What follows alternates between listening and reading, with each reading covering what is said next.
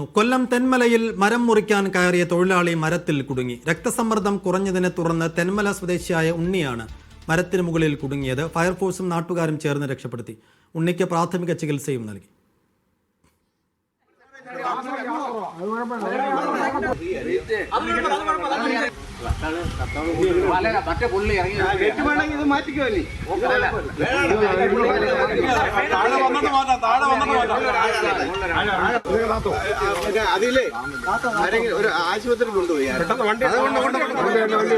Lijo Rollins വിശദാംശങ്ങൾ നൽകും. ലിജോ, എന്തായാലും ഉണ്ണിയെ വലിയ അപകടമൊന്നും ഇല്ലാതെ താഴെ ഇറക്കാൻ കഴിഞ്ഞത് ആശ്വാസം. എങ്ങനെയായിരുന്നു ഈ രക്ഷാപ്രവർത്തനം?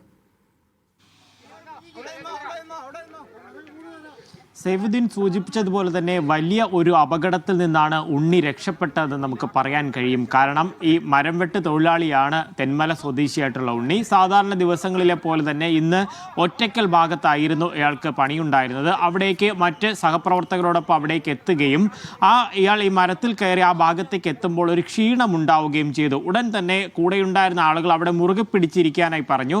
തുടർന്നാണ് രക്തസമ്മർദ്ദം കുറഞ്ഞതാണെന്ന് മനസ്സിലാക്കുകയും ചെയ്തു. ഒപ്പമുണ്ടായിരുന്ന മറ്റൊരു തൊഴിലാളി വളരെ വേഗം തന്നെ ആ ഉണ്ണിയുടെ അടുത്തേക്ക് എത്തുകയും അവിടെ ഉണ്ണി താഴേക്ക് വീണു പോകാതെ അവിടെ കൂടെ സംരക്ഷിച്ച് നിർത്താൻ വേണ്ടുന്ന കാര്യങ്ങളൊക്കെ ഒരുക്കുകയും ചെയ്തു.